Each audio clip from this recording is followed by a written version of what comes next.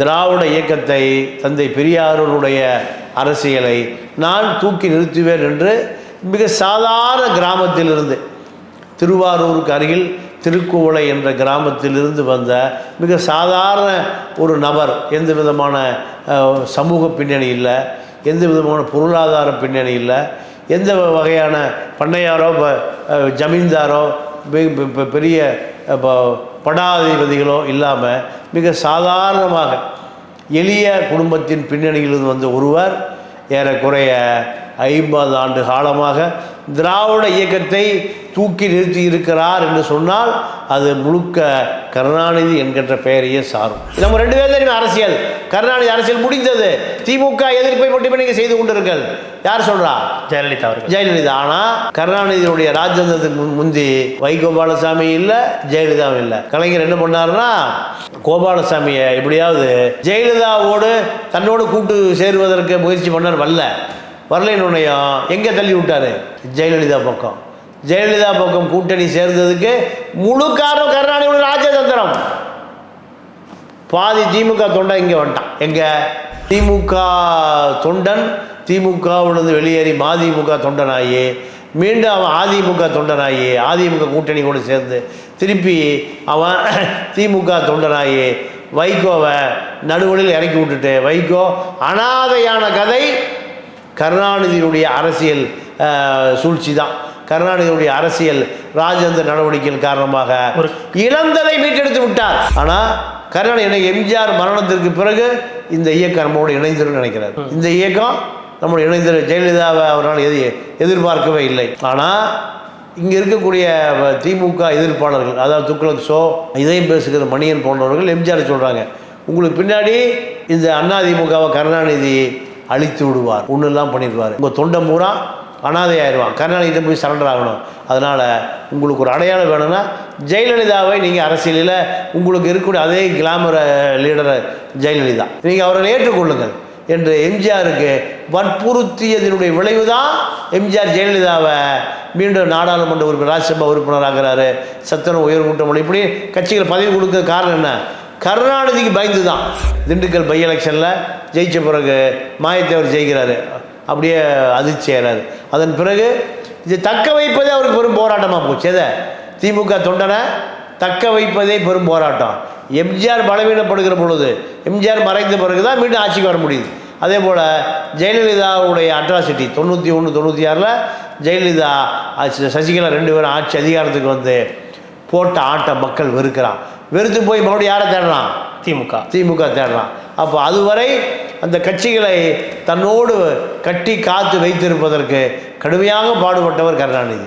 நீங்கள் அதன் பிறகு வைகோபாலசாமி அரசியலை நீங்கள் திட்டமிட்டு காலி பண்ணுறாரு. ஆக நீங்கள் சாதுரியமான அரசியல், சாணக்கிய அரசியல் என்பது கருணாநிதி உயிரோடு இருந்த காலம் வரை அவரை மிஞ்சுவதற்கு அவர் தான் காரணமே தவிர அவரை மிஞ்சக்கூடிய ஆள் தமிழக அரசியலில் யாருமே இல்லை. எம்ஜிஆர் மறைவுக்கு பிறகு, ஜெயலலிதா மறைவுக்கு பிறகு அந்த சால்வை போடுவதற்கு முன்பு துண்டு போட்டிருப்பார். துண்டை எடுத்துகிட்டு தான் அவர் சால்வைக்கு வந்தார், மஞ்சள் சால்வைக்கு வந்தார். கை துடைக்கணும், திரும்பி பார்த்தார். ஆற்காடு வீராசாமியை துண்டு எடுத்து கொடுத்தார்.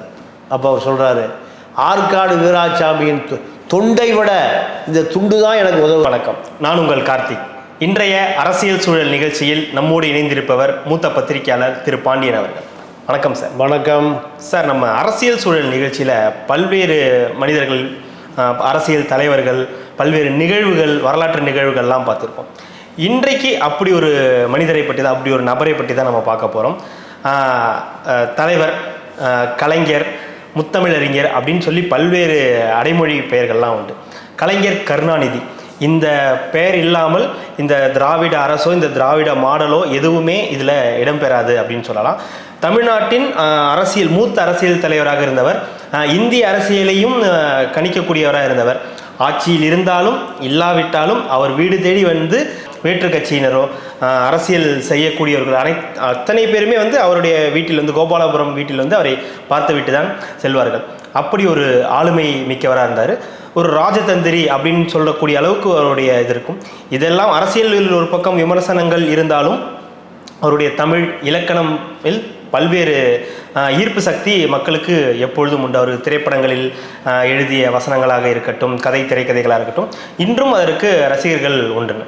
அப்படி கலைஞரின் நூற்றாண்டு நம்ம இந்த நாளில் கொண்டாடிட்டு இருக்கோம். கலைஞர் அவரின் பிறந்த நாளை நம்ம திராவிட முன்னேற்ற கழகம் கொண்டாட போகிறது.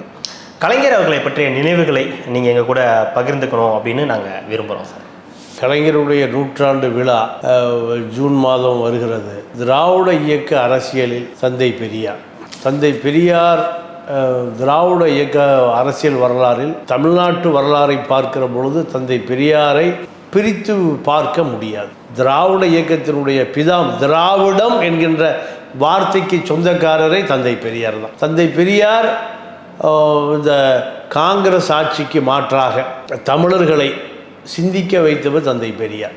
திராவிடர் முன்னேற்ற கழகம், அண்ணா திராவிட முன்னேற்ற கழகம், மறுமலர்ச்சி திராவிட முன்னேற்ற கழகம், தேசிய முற்போக்கு திராவிட முன்னேற்ற கழகம், இப்படி யார் தமிழக அரசியல் கட்சி ஆரம்பித்தாலும் தந்தை பெரியாருடைய திராவிட என்கின்ற வார்த்தை இல்லாமல் அரசியல் செய்ய முடியாத காலகட்டம் ஒரு நூற்றாண்டு காலம்.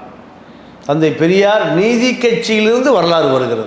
ஆட்சி அதிகாரம் என்று எடுத்துக்கொண்டால் நீங்கள் அறிஞர் அண்ணா பெரியாருடைய சிஷியன். பெரியாரும் அண்ணாவும் திருப்பூரில் 1935 2 பேரும் சந்தித்த பிறகுதான் திராவிட இயக்கம் என்பது ஆட்சி அதிகாரத்தின் பக்கம் திரும்புகிறது. தந்தை பெரியாரும் அறிஞர் அண்ணாவும் 2 பேரும் சந்தித்த இடம் திருப்பூரில் சிலை வைத்திருக்கிறார்கள். அண்ணா பெரியாரிடம் அறிமுகமான பிறகுதான் இந்த திராவிடர் கழகம் 1949களில் திராவிடர் முன்னேற்ற கழகமாக மாறுகிறது. அப்படி மாறிய பிறகு இவர்களுடைய நோக்கம் ஆட்சி அதிகாரத்தை கைப்பற்ற வேண்டும் என்பதுதான். தந்தை பெரியார் ஆட்சி அதிகாரத்தை கைப்பற்ற வேண்டும் என்று அவர் விரும்பியதே இல்லை. இந்த மக்களுக்கு அரசியல் அதிகாரத்தை மீட்டு கொடுக்க வேண்டும், இவர்களுக்கு அரசியல் அதிகாரத்தை தெரிந்து கொள்வதற்கும் புரிந்து கொள்வதற்கும் போதிய அரசியல் அறிவு தெளிவு பெற வேண்டும் என்பதுதான் பெரியாருடைய கொள்கை. ஆனால் திராவிட முன்னேற்ற கழகம் என்பது ஆட்சி அதிகாரத்தில் தமிழர்கள் பங்கு பெற வேண்டும் என்பது 2 வேறு பாதைகள் இருந்த போதிலும் அண்ணா அவர்கள் ஏறக்குறைய 49 கட்சி ஆரம்பித்து 67 முதலமைச்சராக பதவி வருகிற பொழுது தந்தை பெரியார் என்பவர் இந்த கட்சியினுடைய அவைத்தலைவர் நாற்காலி காலியாகவே இருக்கிறது. தந்தை பெரியார் எப்பொழுது வேண்டுமானாலும் அமர்ந்து கொள்ளலாம் என்று அந்த நாற்காலியை காலியாகவே வைத்திருந்தார் அண்ணா. காரணம், தன்னை அரசியல் அடையாளப்படுத்திய தந்தை பெரியாருடைய நினைவாக இருந்தார்.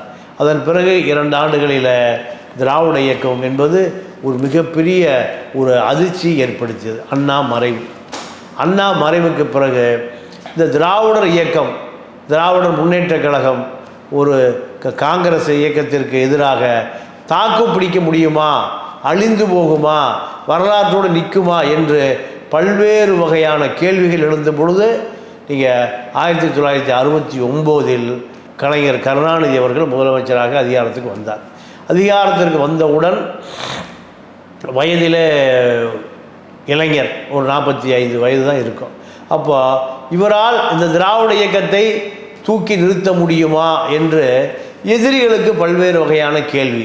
இந்த மண்ணில் ஆரிய திராவிட யுத்தம் இன்றைக்கி நடந்துட்டு தான் இருக்குது, அன்றும் நடந்து கொண்டு தான் இருந்தது. அப்போது இந்த திராவிட இயக்கம் என்பது ஆரிய இயக்கத்துக்கு எதிராக தாக்கு பிடிக்க முடியுமா என்ற கேள்வி 1969 அண்ணா மறைவு, கருணாநிதி முதலமைச்சர்.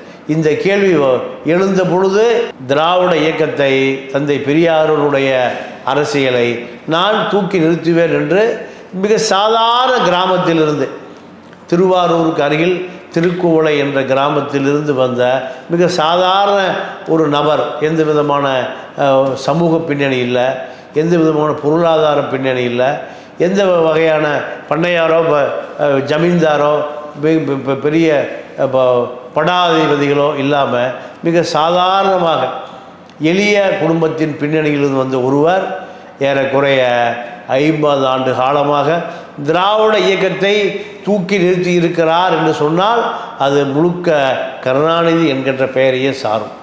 இன்று வரை நீங்கள் கலைஞர் மறைவுக்கு பிறகு, கலைஞர் உயிரோடு இருந்த காலத்திலும் சரி, எம்ஜிஆர், ஜெயலலிதா, ஓபிஎஸ், பழனிசாமி, எடப்பாடி, இப்படி யார் வந்தாலும் திராவிட இயக்கத்தை தூக்கி நிறுத்திய அந்த காலகட்டம் என்பது 1960களிலே. எம்ஜிஆர் என்கின்ற ஒரு மனிதர், நீங்கள் கருணாநிதி என்கின்ற மனிதன் பிரித்து பார்க்க முடியாது. காரணம் நண்பர்கள், இரண்டு பேர் நண்பர்கள். நீங்கள் அண்ணா மறைவுக்கு பிறகு கருணாநிதி முதலமைச்சராக ஆகுவதற்கு மிக உறுதியாக இருந்தவர் எம்ஜிஆர்.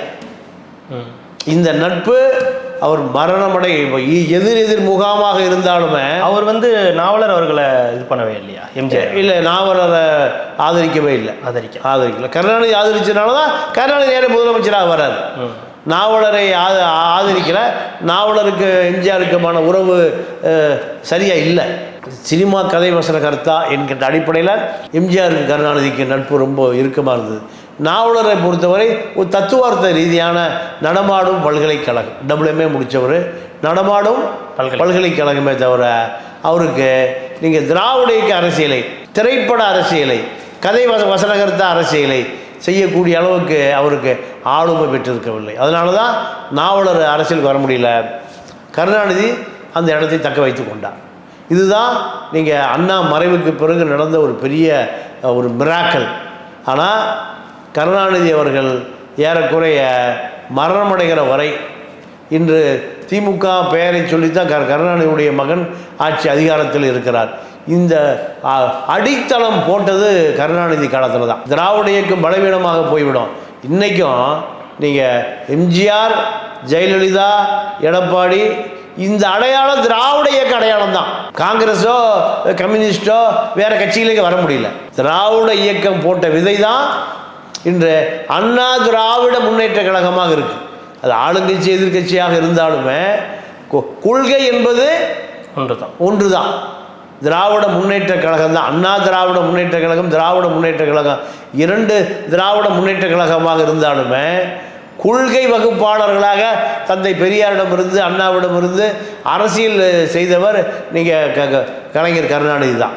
அப்போ இன்னும் இருக்கக்கூடிய எதிர்கட்சியாக இருக்கக்கூடிய எடப்பாடியாக இருந்தாலும் சரி, ஓபிஎஸ்ஸாக இருந்தாலும் சரி, ஜெயலலிதாவாக இருந்தாலும் சரி, இவர்கள் அத்தனை பேருமே ஒரு வகையில் கருணாநிதியுடைய தத்துவத்தை ஏற்றுக்கொண்டவர்கள் தான், ஈர்த்து கொண்டவர்கள் தான்.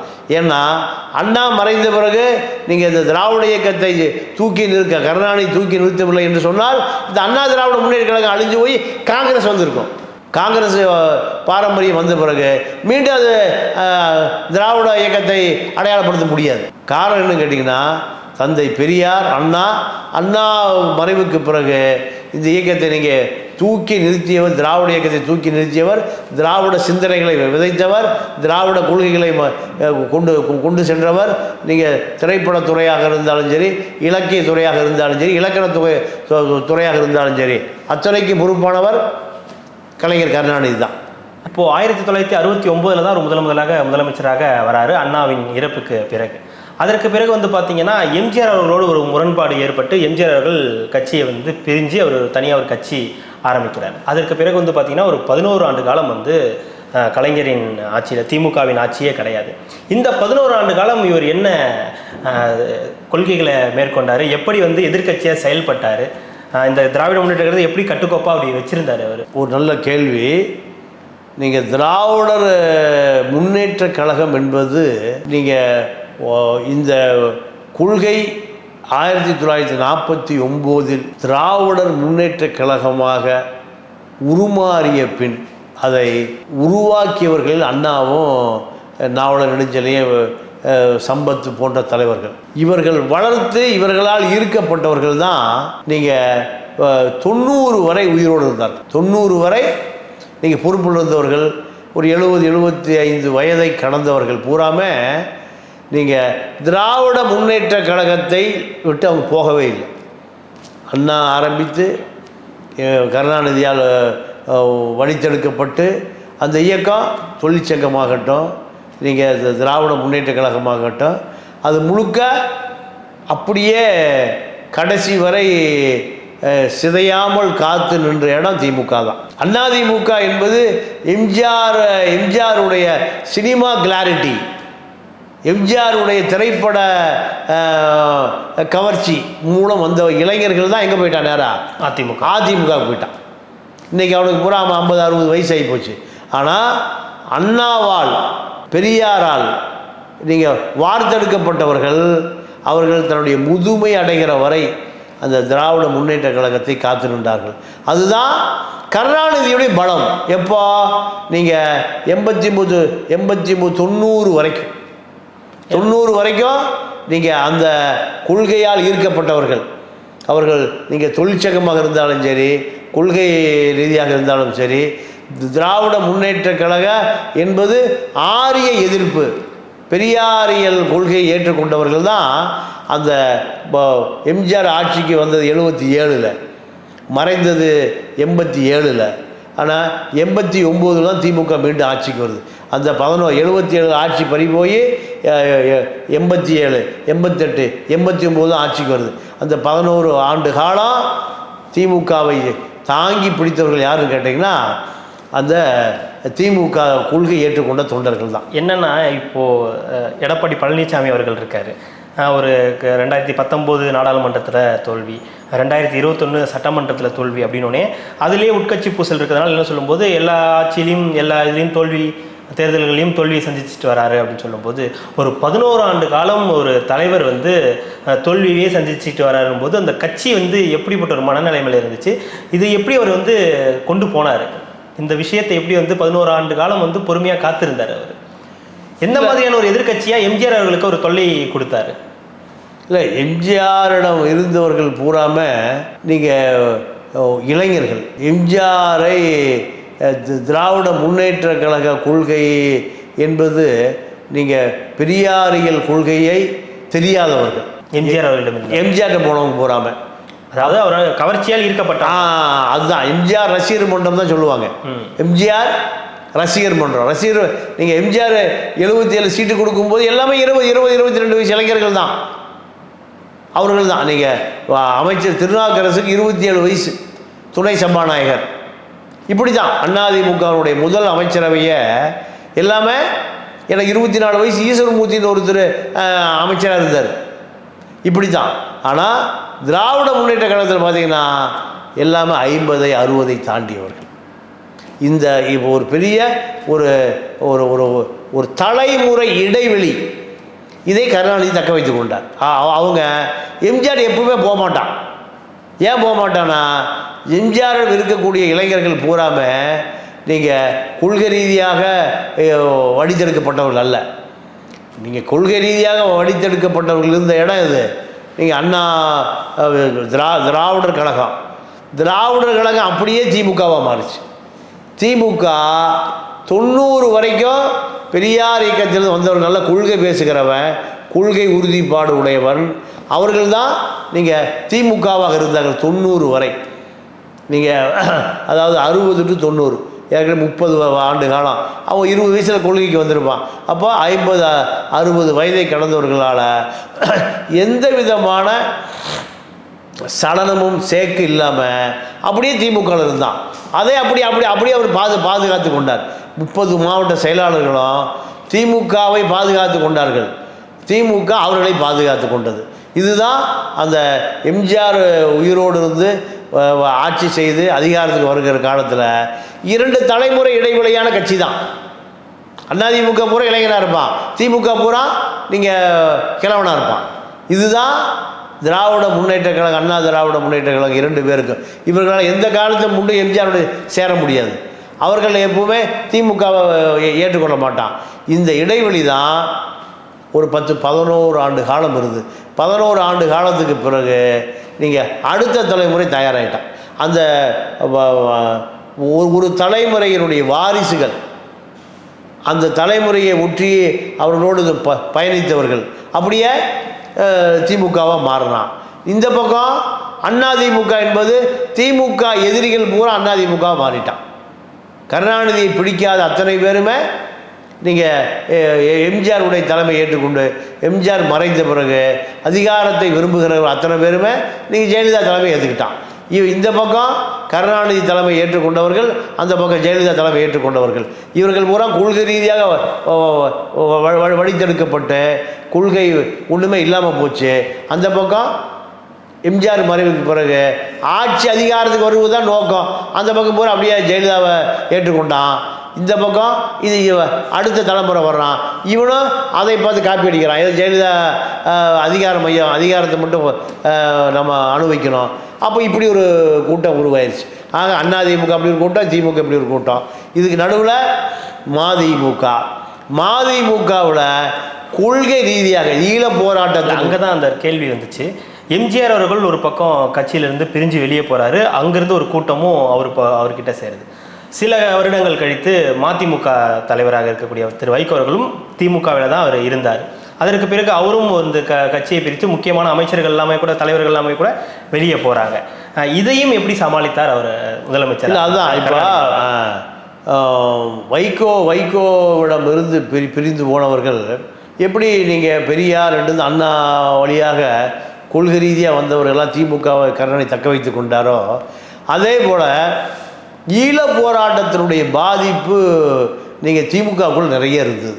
அப்படி நிறைய இருந்த காலத்தில் வைகோபாலசாமி திமுகவை வைத்து நீங்கள் ஈழ போராட்டத்தின் மூலம் தன்னுடைய ஆதரவாளர்களை கருணாநிதி தக்க வைத்து கொண்டார். அவர்கள் பூராமே ஈழ டெசோ மாநாடு அது இதுன்னு ஈழ போராட்டத்தை உணர்ச்சி வசப்படுத்தி, ஈழ போராட்டம் என்பது அது தமிழ் தேசிய போராட்டமாக, திராவிட இயக்க சித்தாந்த போராட்டமாக மாறிச்சு. அங்கே ஆளே இல்லை. எம்ஜிஆரை பொறுத்தவரை ஈழ போராட்டத்து கருணாநிதியை கூட 1000 மடங்கு உதவி செய்தார். ஆனால் கீழே கொண்டு போய் சேர்க்கல. அதை கீழே கொள்கை ரீதியாக கொண்டு போய் அவனுக்கு தெரிஞ்ச கூட எம்ஜிஆர் கட்சி, எம்ஜிஆருடைய ஆதரவாளன், ஜெயலலிதாவுடைய ஆதரவாளனை தவிர கொள்கை ரீதியானவன் கிடையாது. யார்? அதிமுக நான் கொள்கையே கிடையாது. ஆனால் கொள்கை ரீதியாக இருந்த அத்தனை பேருமே நீங்கள் ஈழ போராட்டம், தமிழ் தேசியம், காவிரி பிரச்சனை, மொழி பிரச்சனை, இலக்கணம், இலக்கியம், இப்படி திமுகவில் இருந்த ஒரு கூட்டம் பூராமல் 93 வைகோ வெளியே போன பிறகு 9 மாவட்ட செயலாளர் உட்பட திமுக சரிபாதியாக பிளந்து எங்கே போச்சு? அப்படியே வைகோபாலசாமியிடம் போச்சு. வைகோபாலசாமியிடம் போன பிறகு கலைஞருடைய ராஜதந்திரன்னு கேட்டிங்கன்னா, எப்படியாவது கோபாலசாமியை தனிமைப்படுத்தி தன்னோடு போன அத்தனை தொண்டர்களையும் தக்க வைத்துக் கொள்வதற்காக கருணாநிதியினுடைய ராஜதந்திரங்கள் பயன்பட்டது. என்ன மாதிரி? எப்படி ராஜதந்திரம் பயன்பட்டதுன்னா, நீங்கள் ஜெயலலிதாவும் வைகோவும் சந்திக்கிற பொழுது தமிழ்நாட்டினுடைய அடையாளம் இனிமேல் நீ தான். யார் சொல்கிறா? ஜெயலலிதா சொல்லுது. நீங்கள் எதிர்கட்சி, நான் ஆளுங்கட்சி. நான் ஆளுங்கட்சின்னா நீங்கள் எதிர்கட்சி. கருணாநிதி வயது மூப்பு காரணமாக திராவிட இயக்கம் பூரா வைகோ பின்னாடி வந்துருச்சு. யாருடைய கணிப்பு? ஜெயலலிதாவுடைய கணிப்பு. அதனால் நான் இப்போ ஆளுங்கட்சியாக இருக்கேன் 91, 96. அடுத்து நீங்கள் தான் ஆளுங்கட்சியாக வர போகிறீங்க. திமுக வராது. யார் ஆளுங்கட்சியாக வர போகிறா? மதிமுக. நீங்கள் தான் முதலமைச்சர். நீங்கள் முதலமைச்சர், நான் எதிர்கட்சி தலைவர். நான் ஆளுங்கட்சியானா நீங்கள் எதுக்கு? நம்ம 2 பேர் தான் அரசியல். கருணாநிதி அரசியல் முடிந்தது. திமுக எதிர்ப்பை மட்டுமே நீங்கள் செய்து கொண்டிருங்கள். யார் சொல்கிறா? ஜெயலலிதா. ஆனால் கருணாநிதியுடைய ராஜதந்திரத்துக்கு முந்தி வைகோபாலசாமி இல்லை, ஜெயலலிதாவும் இல்லை. கலைஞர் என்ன பண்ணாருன்னா, கோபாலசாமியை எப்படியாவது ஜெயலலிதாவோடு தன்னோடு கூட்டு சேருவதற்கு முயற்சி பண்ணார். வரலைன்னுடையும் எங்கே தள்ளி விட்டார்? ஜெயலலிதா பக்கம் கூட்டணி சேர்ந்ததுக்கு முழு காரணம் கருணாநிதியோட ராஜதந்திரம். பாதி திமுக தொண்டை இங்கே வந்துட்டான். எங்கே? திமுக வந்துட்டான்.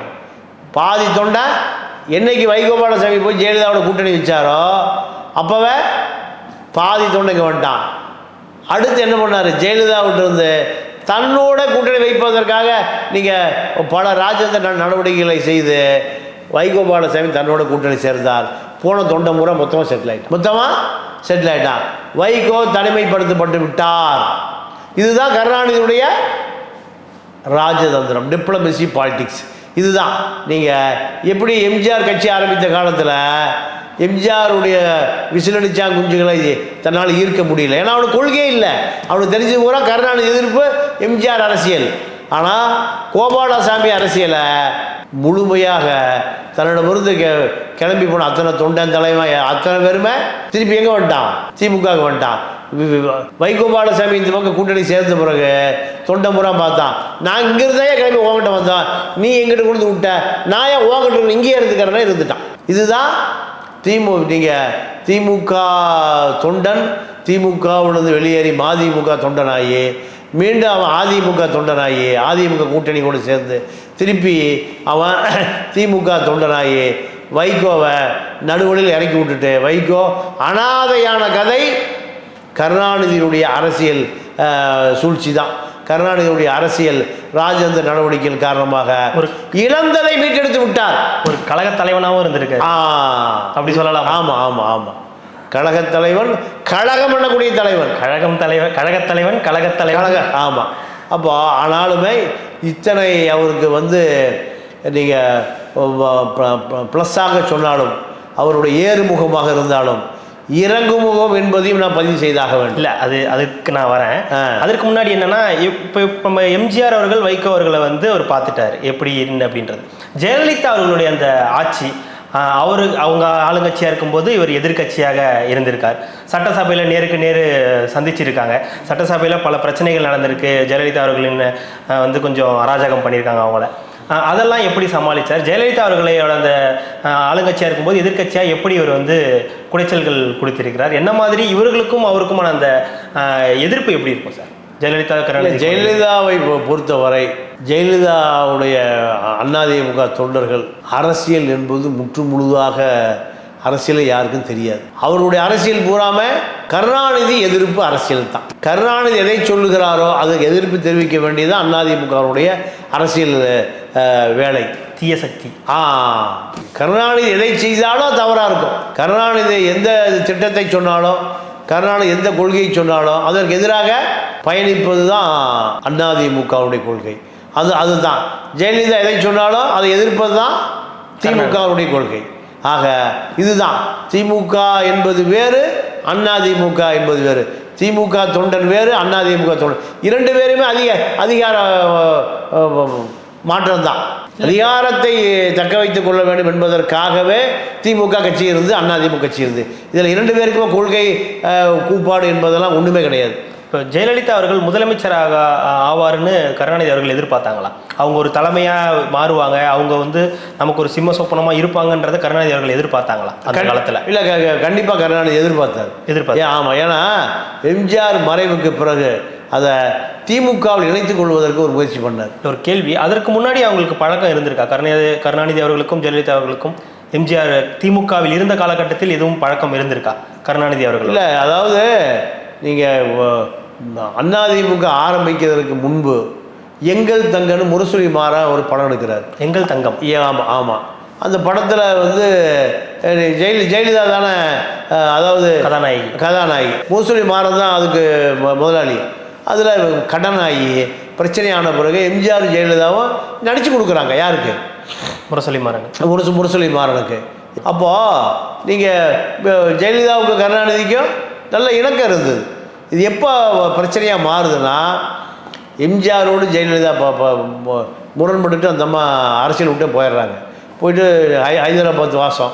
அது முடிஞ்ச பிறகு எம்ஜிஆருடைய மறைவுக்கு பிறகு இந்த கட்சி தாங்கள் சேர்ந்துடணும்னு கருணாநிதி நினைக்கிறார். அதிமுக கலைஞ்சு, ஆனால் அதுக்கு ஒரு ஒரிசா முதலமைச்சர் பிஜு பட்நாயக் மூலம் ஒரு முயற்சி பண்ணுறாரு. எம்ஜிஆர் கருணாநிதியாக பேசுகிறாங்க, திமுக அதிமுக இணைச்சிக்கலாம், நான் முதலமைச்சராக இருந்துக்கிறேன், நீ கட்சி தலைவராக இருந்துங்க. இப்படி ஒரு பேச்சுவார்த்தை நடக்குது. யாருக்கும்? எம்ஜிஆருக்கும் கருணாநிதி. எந்த காலகட்டத்தில்? எம்ஜிஆர் முதலமைச்சராக இருந்த காலகட்டத்தில். இரண்டாவது தடவையா? முதல் தடவை. இப்போ ஒரிசாவில் முதலமைச்சர் இருக்கிற நவீன் பட்நாயக், அவருடைய தந்தையார் பிஜு பட்நாயக்னு ஒருத்தர் இருந்தார். அவர் சென்னையில் உட்கார்ந்து 2 பேர் பேசுகிறாரு. பேசுகிற பொழுது சொல்கிறாரு, எம்ஜிஆர் முதலமைச்சராக இருந்துட்டோம், நான் கட்சி தலைவராக இருந்துக்கிறேன், கட்சி தலைவராக திமுக அதிமுக ஒன்றை இணைச்சிருவான். 2 பேரும் வேறு கொள்கையில், ஒரே கொள்கை தான். 2 பேருமே அண்ணா திராவிட முன்னேற்ற கழகம், பெரியார் கொள்கை தான். ஒரு முயற்சி நடக்குது. ஆனால் அந்த முயற்சி வெற்றி பெறவில்லை. ஆனால் கருணாநிதி எம்ஜிஆர் மரணத்திற்கு பிறகு இந்த இயக்கம் நம்மளோட இணைந்திருன்னு நினைக்கிறார். இந்த இயக்கம் நம்மளோட இணைந்திரு. ஜெயலலிதாவை அவரால் எதிர்பார்க்கவே இல்லை. ஆனால் இங்கே இருக்கக்கூடிய திமுக எதிர்ப்பாளர்கள், அதாவது துக்ளக் ஷோ, இதையும் பேசுகிற மணியன் போன்றவர்கள் எம்ஜிஆர் சொல்கிறாங்க, உங்களுக்கு பின்னாடி இந்த அதிமுகவை கருணாநிதி அழித்து விடுவார், ஒன்றுலாம் பண்ணிடுவார், உங்கள் தொண்டை பூரா அனாதை ஆயிடுவான், கருணாநிதியை போய் சரண்டர் ஆகணும், அதனால் உங்களுக்கு ஒரு அடையாளம் வேணும்னா ஜெயலலிதாவை நீங்கள் அரசியலில் உங்களுக்கு இருக்கக்கூடிய அதே கிளாமர் லீடர் ஜெயலலிதா, நீங்கள் அவரை ஏற்றுக்கொள்ளுங்கள் என்று எம்ஜிஆருக்கு வற்புறுத்தியதனுடைய விளைவு தான் எம்ஜிஆர் ஜெயலலிதாவை மீண்டும் நாடாளுமன்ற உறுப்பினர், ராஜ்யசபா உறுப்பினர் ஆகிறாரு, சத்துணவு உயர்கூட்டம், இப்படி கட்சிகள் பதவி கொடுக்க காரணம் என்ன? கருணாநிதிக்கு பயந்து தான். திமுக என்பது ஆக்டோபஸ், அதிமுகவை ஒன்றும் இல்லாமல் பண்ணிடும். அப்போ இதுக்கு ஒரு இந்த அதிமுக தொண்டனுக்கு போக்கிடமெல்லாம் போயிடுவான், அதிமுக அழிந்து போயிடும். அதற்காக ஜெயலலிதாவை அரசியலில் அடையாளப்படுத்தணும் 84 முயற்சி பண்ணுறாரு. 87 அவர் இறக்குறாரு, 80லேருந்து முயற்சி பண்ணி 84 முழுசாக ஜெயலலிதாவை அதிமுக அரசியல் தள்ளி விட்றாரு. அந்த தள்ளி விட்ட பிறகு கருணாநிதி ஜெயலலிதாவுடைய அரசியலை நீங்கள் முடித்து வைப்பதற்காக முயற்சி என்னென்னா, அந்த அம்மாவுக்கு எதை அந்த அம்மா கருணாநிதி டிமாண்ட் வைக்குது, எனக்கு நான் அமெரிக்காவுக்கு செட்டில் ஆக போகிறேன், எனக்கு கொஞ்சம் பணம் கொடுக்குன்னு கேட்குது. கருணாநிதி பொறுத்த வரைக்கும் பணம்னா நீங்கள் திரும்பி படுத்துருவார். அவருடைய அதாவது அவருடைய கஞ்சத்தனம் என்பது கொடுமையான கஞ்சத்தனம்.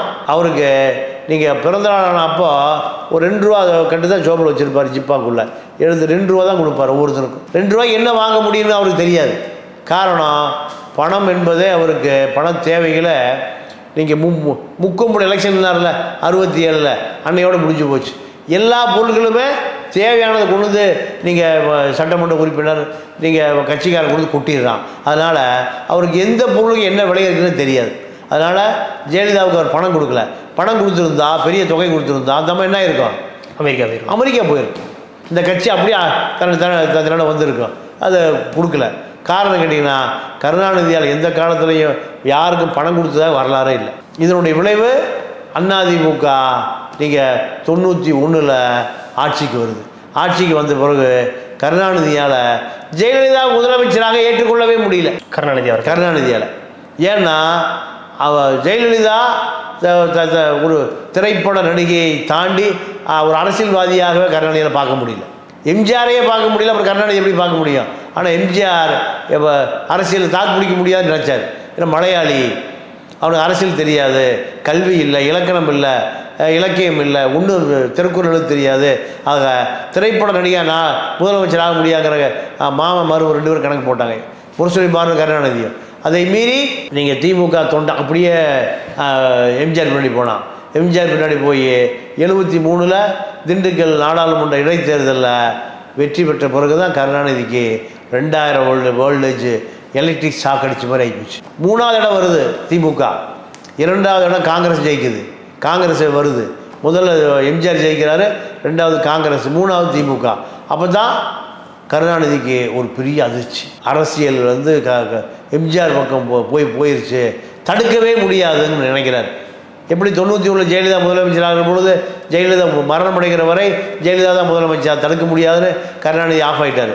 அதே போல் எம்ஜிஆர் திண்டுக்கல் பை எலெக்ஷனில் ஜெயித்த பிறகு மாயத்தேவர் ஜெயிக்கிறாரு, அப்படியே அதிர்ச்சி ஆகிறாரு.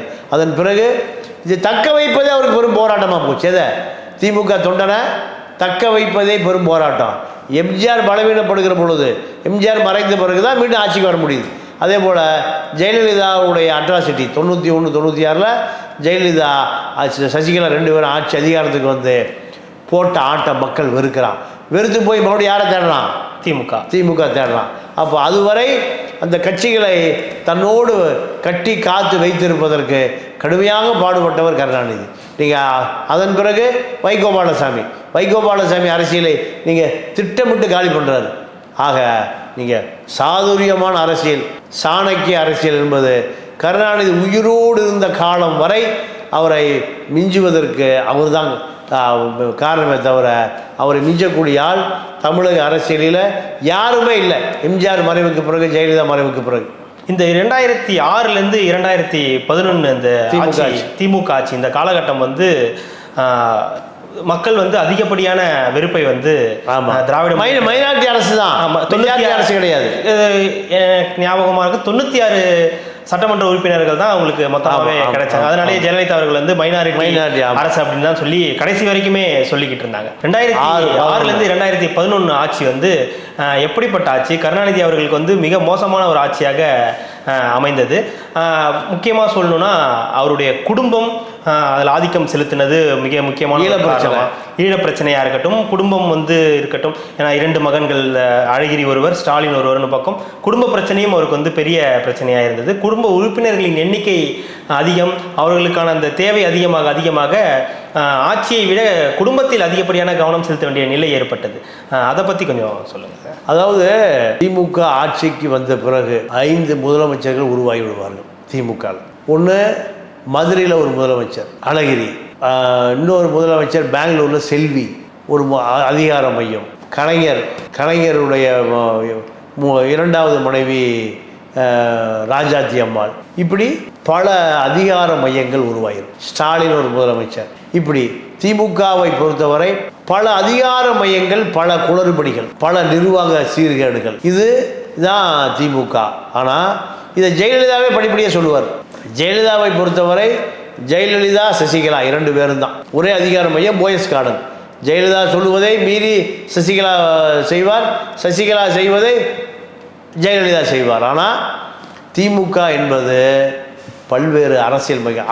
நீங்கள் கனிமொழி ஒரு அதிகார மையம், நீங்கள் சன் டிவி ஒரு அதிகார மையம். உதாரணத்திற்கு நீங்கள் திமுக ஆட்சியில் யாருக்கு அதிகமான செல்வாக்குன்னு ஒரு சர்வே எடுக்கிறாங்க தினகரனில். அதற்காக திமுக ஆட்சி காலத்தில் திமுக பத்திரிகையான தினகரன் கொளுத்தப்பட்டது. 2 பத்திரிகையாளர்கள், ஒரு செக்யூரிட்டி கொல்லப்பட்டார். அப்போது அதிகாரம் என்பது திமுக உடைய குடும்பத்தில் தான் இருக்குது.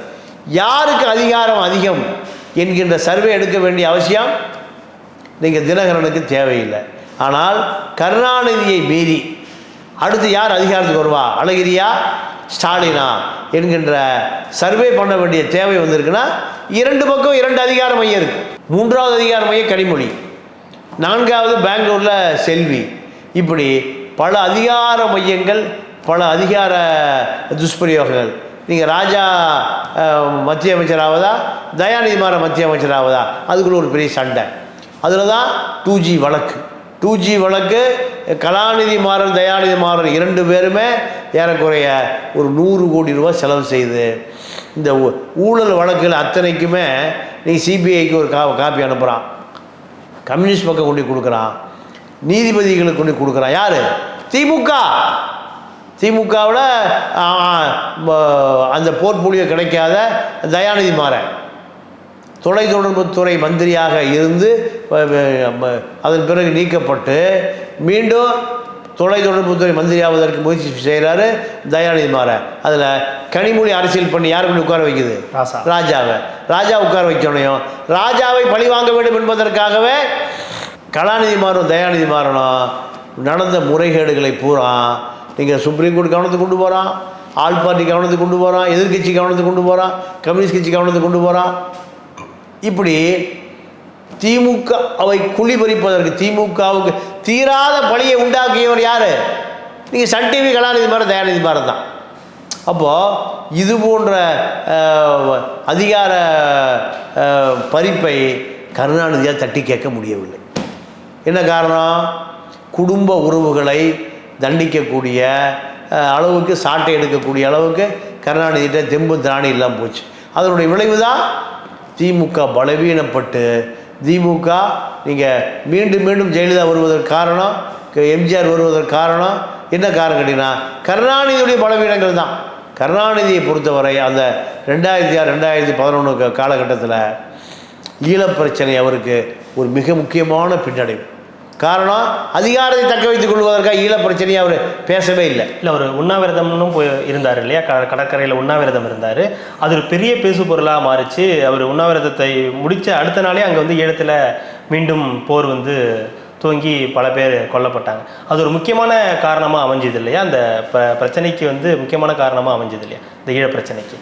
இல்லை, ஈழப்பிரச்சனை என்பது மத்திய அரசாங்கத்தோடு இணைந்து செயல்பட்டவர் தான் கருணாநிதி. ஆனால் இதில் அவருக்கு அவப்பெயர் கொஞ்சம் அதிகமாக கிடைச்சிது. அதான் இணைந்து செயல்பட்டார். நீங்கள் கருணாநிதி நினைத்திருந்தால் ஈழப் போராட்டத்தை தடுத்து நிறுத்தி இருக்க முடியும். காங்கிரஸ் ஆட்சியை கவிழ்த்திருந்தால் இவர் ஆட்சி திமுக கவிழ்த்திருப்பான். அதனால் ஆட்சியை தக்க வைப்பதற்காக 1.5 லட்சம் தமிழர்களை காவு வாங்கியவர் கருணாநிதி என்கின்ற அந்த பட்டம் இன்னைக்கு இருக்கு. இதை கருணாநிதியால் தவிர்க்கவே முடியல. அதே போல் நீங்கள் சர்க்காரியா கமிஷனில் தன்னை தப்பிப்பதற்காக காவிரி பிரச்சனைக்காக உச்சநீதிமன்றத்தில் தொடுக்கப்பட்ட வழக்கை வாபஸ் வாங்குறார் இந்திரா காந்தி சொல்லி. 74 இவர் முதலமைச்சர். ஆனால் அந்த வழக்கு மன்னார்குடி ரங்கநாதனை போன்ற விவசாய சங்க தலைவர்கள் சுப்ரீம் கோர்ட்டில் தொடர்ந்து கேஸ் நடத்திட்டு இருக்கான். அந்த வழக்கு வாபஸ் வாங்காதனுடைய இருந்த வழக்கின் மீது தான் தமிழக அரசு சேர்ந்து கொண்டது. ஜெயலலிதா அரசு வந்த பிறகு அப்போ காவிரியை காட்டி கொடுத்தவர் கருணாநிதி, ஈழப் பிரச்சனையை காட்டி கொடுத்தவர் கருணாநிதி. இந்த அவப்பெயர் கருணாநிதி மரணமடைந்த பிறகும் அவருக்கு இருக்கக்கூடிய கருப்பு பக்கங்களில் கருணாநிதியே நினைத்தாலும் அந்த கருப்பு பக்கங்களை தவிர்க்க முடியாமல் ஒரு அவப்பெயரோடு இன்று வரை அந்த அவப்பெயர் அவருக்கு தொங்கி கொண்டிருக்கிறது என்பது தான் அவருடைய அரசியல் சாணக்கியத்தனம் தோற்று போய் தோல்வி அடைந்தது என்பதற்கான முழு முயற்சி. நீங்கள் கருணாநிதி அரசியல் இருந்த காலத்தில் ஜெயலலிதா அரசியலே இல்லை. ஆனால் ஜெயலலிதாவோடு 91 மரணமுடைய 2015 வரை 15 முடிகிற வரை ஜெயலலிதாவோடு இணையாக அரசியல் செய்து கொண்டிருக்க வேண்டிய தேவை ஏற்பட்டது. காரணம், இவர் இந்த மக்களுக்கு அரசியல் சொல்லிக் கொடுக்கல. அரசியல் சொல்லிக் கொடுக்காதனுடைய விளைவு ஜெயலலிதாவுக்கு பதில் சொல்லி கொண்டிருந்தார். இன்னும் சொல்ல போனால் ஜெயலலிதாவுக்கு மட்டும் இல்லை, விஜயகாந்த் பொண்டாடி பதில் சொல்லிட்டு இருந்தார். பிரேமலதா விஜயகாந்த் நீங்கள் எப்படியாவது திமுக கூட்டணியில் சேர்க்க வேண்டும் என்பதற்காக கடுமையாக முயற்சி செய்தார். விஜயகாந்த் நழுவி பாலில் விழும் கூட சொல்லியிருந்தாரு. ஆமாம், காங்கிரஸை கூட நட்பு கேடாய் முடியும்னு கூட ஒரு கட்டத்தில் சொல்லியிருக்காரு. ஆனால் இன்றைக்கும் காங்கிரஸ் கூட கூட்டணியில் தான் இருக்காங்க. அப்போது விஜயகாந்த் மனைவி விஜயகாந்தோடைய கூட்டணி வைத்துக் கொள்வதற்காக நீங்கள் அவருடைய அரசியல் ராஜதந்திரமெல்லாம் தோற்று போய் கடைசி இடத்துல கருணாநிதி விஜயகாந்தோடு கொஞ்சம் குழாக வேண்டிய சூழ்நிலைக்கு வந்தார். ஆனாலும் விஜயகாந்த் ஜெயலலிதா பக்கம் போயிட்டார். அதே போல் ரஜினிகாந்த் சேப்பாக்கம் தொகுதியில் அண்ணன் ரஜினிகாந்த் ஆதரவற்ற வேட்பாளர் கலைஞருக்கு உங்கள் ஓட்டுன்னு எழுதியிருந்தான். கருணாநிதி எப்போ அரசியலுக்கு வந்தார், ரஜினி எப்போ சினிமாவுக்கு வந்தார். ஆக ரஜினியினுடைய திரைப்பட ரசிகர்களுடைய வாக்கை வாங்கி இவர் முதலமைச்சராக வேண்டிய தேவையை கருணாநிதிக்கு அவரை ஏற்படுத்தி கொண்டார். ஜோதி பாசு 8 முறை முதலமைச்சராக இருந்தவர். ஜோதி பாசு மேற்கு வங்க அரசியல் இருந்த பொழுது பிரதமர் வேட்பாளராக பரிசீலிக்கப்பட்டார். ஆனால் அவ்வளோ பெரிய ஜாம்பவான் அரசியல் வந்து ஓய்வு பெற்ற எனக்கு அரசியலே போதுன்னு ஓய்வு பெற்ற பிறகு தான் மேற்கு வங்காளத்தில் முழுக்க கம்யூனிஸ்ட் அரசாங்கம் மாற்று புச்சை பட்டாச்சாரியாக வந்தார். ஆனால் கருணாநிதியை பொறுத்தவரை மரணமடைகிற வரை முதலமைச்சர் நாற்காலி, மரணமடைகிற வரை பொதுச் செயலாளர், செயல் தலைவர், செயல்படாத தலைவர்.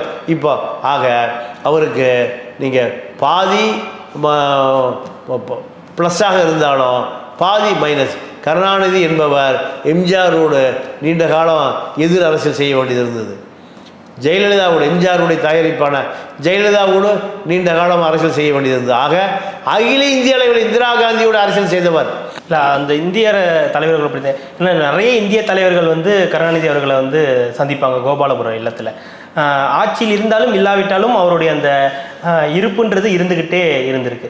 அதை பற்றி கொஞ்சம் சொல்லுங்கள் சார். எந்த தலைவராக இருந்தாலும் கோபாலபுரம் வீடு வந்து அவரை வந்து சந்திச்சு போவாங்க. அப்போ எவ்வளோ பெரிய தலைவராக அவர் வந்து அங்கீகரிக்கப்பட்டிருந்தார் இந்திய அரசியல். காங்கிரஸ் உடைந்து போய்விட்டது. இந்திரா காந்தி தலைமையில் ஒரு காங்கிரஸ், காமராஜ் தலைமையில் ஒரு காங்கிரஸ், சிண்டிகேட் உடைந்து விட்டது. அப்படி உடைந்த பொழுது கருணாநிதி தமிழக முதலமைச்சர், இந்திரா காந்தி ஜனாதிபதி வேட்பாளராக வி கிரியை நிறுத்துகிறார். காமராஜ் சஞ்சீவ் ரெட்டி நிறுத்துகிறார். இந்திரா காந்திக்கு எதிராக சஞ்சீவ் ரெட்டி ஜனாதிபதியாக வந்துவிட்டால் இந்திரா காந்தியுடைய அரசியல் அஸ்தமித்து போய்விடும், முடிந்து போய்விடும். இதற்காக கருணாநிதியுடைய 40 நாடாளுமன்ற உறுப்பினர்கள் பாண்டிச்சேரி உட்பட யாருக்கு ஆதரவு அளிக்கிறார்களோ அவர்கள்தான் இந்திய அரசியலில் நிற்க முடியும் என்ற நிலை வருகிற பொழுது இந்திரா காந்திக்கு ஆதரவு கொடுத்து இந்திரா காந்தியுடைய வேட்பாளரான வி கிரியை ஜனாதிபதி ஆக்குவதற்கு இந்திரா காந்தி பல முறை கோபாலபுரத்திற்கு நீங்கள் கருணாநிதியை வந்து சந்தித்து இந்திய அரசியலை தாங்கி பிடிக்கக்கூடிய அந்த பெரிய தகுதியை கருணாநிதியிடம் தமிழர்கள் வழியாக இந்திரா காந்தி எதிர்பார்த்து காத்து கிடந்ததெல்லாம் தமிழ்நாட்டு அரசியலில் தவிர்க்க முடியாத அரசியல். அதே போல் ஈழப்பிரச்சனை நடந்த பொழுது டெசோ மாநாடு கருணாநிதியினுடைய தயவில் தான் நடந்தது. ஆனால் அது ஈழப்பிரச்சனைக்கு எந்த விதமான பாதிப்பை ஏற்படுத்தவில்லை. அதே போல் விபி சிங் பிரதமரான பொழுது ராஜீவ்காந்தியை புறம் தள்ளிவிட்டு ராஜீவ்காந்தி அமைச்சரவையில் இருந்த விபி சிங்கை பிரதமர் நாற்காலி அமர வைப்பதற்கு தமிழ்நாட்டினுடைய வாக்கு வங்கி பெரிய அளவில் விபி சிங்குக்கு பிரதமராக இருப்பதற்கு பெரிய அளவில் பக்கபலமாக இருந்தது. அதே போன்று நீங்கள் காங்கிரஸ் ஆட்சி முடிந்த பிறகு 96 காங்கிரஸிலிருந்து நரசிம்மராவ் அரசியல் முடிந்த பிறகு மூப்பனார் தலைவராவதற்கு மூப்பனார் பிரதமர் நாற்காலியை அடைவதற்கு கருணாநிதி தான் இடையூறாக இருந்தார் என்கின்ற அரசியலும் அந்த நேரத்தில் பேசப்பட்டது. கருணாநிதி நினைத்திருந்தால் மூப்பனாரை பிரதமர் நாற்காலியை அமர வைத்திருக்க முடியும். என்ன காரணம்? தமாக திமுக 2 பேரிடம் 40 நாடாளுமன்ற உறுப்பினர்கள் இருந்தார்கள். அப்போ ஐக்கிய குஜரால் தேவகவுடா போன்றவர்களெல்லாம் பிரதமராகிற பொழுது மூப்பனாரை பிரதமராக்கி இருக்க முடியும் கருணாநிதியால். ஆனால் ஒரு தமிழன் பிரதமராக வருவதை தடுத்தவர் கருணாநிதி என்ற அவச்சொல்லும் கருணாநிதிக்கு இருப்பது என்பதுதான் அவருடைய வரலாற்றில் அளிக்கப்பட முடியாது. நீங்கள் ஒரு பத்திரிகையாளராக மூத்த பத்திரிகையாளராக இருந்திருக்கீங்க, பல பேட்டிகள் எடுத்திருப்பீங்க, நேரடியாகவே நீங்கள் கலைஞர் அவர்களை சந்திச்சிருப்பீங்க. அவருடைய இந்த கிண்டல் பேச்சு, எதுகை முனையாக பேசுகிற விஷயங்கள் எல்லாருமே நம்ம பார்த்துருக்கோம், கேள்விப்பட்டிருக்கோம். அப்படி நீங்கள் ஏதாவது நேரலையில் பார்த்துருக்கீங்களா? அவர் பேசும்போது சாமர்த்தியமான பதில் சொல்லக்கூடியவர் அப்படின்வாங்க. உங்களுக்கு ஏதாவது அனுபவம் இருக்கா அந்த மாதிரி? இல்லை, அது மாதிரி பல அனுபவங்கள் இருக்கு. அறிவாலயத்தில் ஒரு சின்ன அறை தான், ஒரு நகைச்சுவை உணர்வு அதிகம் இருக்கக்கூடிய ஒரு நபர்னு சொல்லுவாங்க. ஆமாம், சின்ன அறை தான். அப்போ அந்த அறையில் தான் பத்திரிகையாளர் சந்திப்பார். அப்போ இந்த அளவு தான் இருக்கும், நெருக்கிட்டு தான் உட்கார முடியும். ஒரு 30-40 பேர் தான் உட்கார முடியும். அப்போ அவர்கிட்ட கேட்குற பொழுது அவர் சொல்லுவார், ஒரு பத்திரிகையாளர் சந்திப்பு நடந்து நான் ஏறக்குறைய ஒரு 25 ஆண்டுகள் இருக்குது, 20-30 ஆண்டுகள் இருக்கும். பத்திரிகையாளர் நடந்துட்டு இருக்கிற பொழுது ஆற்காடு வீராசாமி கூடவே இருப்பார். கூடவே இருப்பார். அப்போது ஆற்காடு வீராசாமி பெரிய துண்டு போட்டிருப்பார். அப்போ எல்லாத்துக்கும் ஸ்நாக்ஸ் கொடுத்தாங்க. எல்லாம் சாப்பிட்டு முடிந்த பிறகு கருணாநிதி டீ அது காஃபி கொடுத்தாங்க, சாப்பிட்டு முடிந்த பிறகு ஒரு சால்வை போட்டிருப்பார். அந்த சால்வை போடுவதற்கு முன்பு துண்டு போட்டிருப்பார். துண்டை எடுத்துகிட்டு தான் ஒரு சால்வைக்கு வந்தார், மஞ்சள் சால்வைக்கு வந்தார். கை துடைக்கணும், திரும்பி பார்த்தாரு, ஆற்காடு வீராசாமி துண்டு எடுத்து கொடுத்தார். அப்போ அவர் சொல்கிறாரு, ஆற்காடு வீராசாமியின் தொண்டை விட இந்த துண்டு தான் எனக்கு உதவுதுனர். ஆற்காடு வீராசாமியினுடைய தொண்டை விட இந்த துண்டு தான் எனக்கு உதவுதுனர். அப்போ நீங்கள் நகைச்சுவை டைமிங்கு, அந்த சூழ்நிலைக்கு தகுந்த டைமிங் விட்டுக்குவாங்கள்ல, அது மாதிரி யதார்த்தமாக அந்த கலகலனை நீங்கள் எவ்வளோ பெரிய, அதாவது கோபப்பட்ட நிகழ்ச்சி நான் பார்த்துருக்கேன். தினகரன் அலுவலகம் கொளுத்தப்பட்டு ஒருவன் இறந்து போயிட்டான். இறந்து போன பிறகு ஊடகவியலாளர் கேட்குறான், ஐயா அங்கே ஒருத்தன் இறந்து போயிட்டான், ஐயா உன் வீட்டில் ஐயா இடம் விழுந்தது, இப்படியே கேட்டார். இறந்து போனவன் ஒரு ஊடகவியலாளர் என்பதனால எல்லா ஊடகவியலாளர் உணர்ச்சி வசப்பட்டு கேட்குறான், ஐயா 2 பேர் அடிச்சுக்கிட்டு உங்கள் சொந்தங்கள் அடிச்சுட்டு ஒரு ஊடகவியலாளர் செத்து போயிட்டான் ஐயா, இது எப்படியா நீங்கள் பார்க்குறீங்கன்னுடையும் கோவப்பட்டு என்ன சொன்னார், உன் வீட்லேயே ஐயா செத்து போயிட்டான், உன் வீட்லேயே இடம் விழுந்ததுனார். இது போல் கோவப்பட்ட நிகழ்ச்சியை நான் பார்த்துருக்கேன். ஆக கருணாநிதியை பொறுத்தவரை 50% ஆதரவு நிலை, 50% எதிர்ப்பு நிலை. நீங்கள் அவரை பற்றி சொல்லுவதாக இருந்தால் 2மே அவருக்கான அடையாளங்கள். ஆனால் எம்ஜிஆரை பற்றி சொல்லுகிற பொழுது நீங்கள் அவருக்கான ப்ளஸ் என்பது தான் நிறைய இருக்க தவிர மைனஸ் என்பது இல்லை. எம்ஜிஆரை பொறுத்தவரை எம்ஜிஆர் நீங்கள் எந்த விதமான அரசியல் நிகழ்வு வருகிற பொழுதும் நீங்கள் நேரடியாகவே மக்கள் பாதிக்காத வண்ணம் செய்யக்கூடியவர். அதுதான் ஈழத்து கவிஞர்கள் சொல்லுவார்கள், நாங்கள் தலைவன் என்று நம்பி வந்தோம் யாரை, கருணாநிதியை. நடிகனாக இருக்கிறார், நடிகர் என்று நம்பி வந்தோம் எம்ஜிஆரை, அவன் தலைவனாக இருக்கிறான். அதுதான் 2 பேருக்கும் பொருந்தும் என்பதுதான் இன்றைய அவருடைய 100ஆண்டு விழா நிகழ்ச்சியில் நாம் சொல்லக்கூடிய அத்தனை விஷயங்களுமே. எம்ஜிஆரும் இல்லாமல், ஜெயலலிதா இல்லாமல் திராவிட இயக்கத்தை பார்க்க முடியாது. அதே போல் கருணாநிதி, அண்ணா, பெரியார் இல்லாமல் திராவிட இயக்கங்களை பார்க்க முடியாது. ஆனால் திராவிட இயக்கம் என்பது கருணாநிதிக்கு ஒரு நிறைய பக்கங்கள் எழுதப்பட்டிருக்கிறது. அந்த எழுதப்பட்ட பக்கங்களில் பல பக்கங்கள் கருப்பு பக்கங்களாக இருக்குது என்பதுதான் நாம் சொல்ல வேண்டிய செய்தி. மிக்க நன்றி சார். இவ்வளோ நேரம் உங்களுடைய நேரத்தை ஒதுக்கி கலைஞர்களை பற்றி பல்வேறு விஷயங்களை, எங்களுக்கு தெரியாத விஷயங்களை சுவாரஸ்யமாக பகிர்ந்தமைக்கு ரெட்ரோலுக்ஸின் சார்பாக மிக்க நன்றி. நன்றி, வணக்கம்.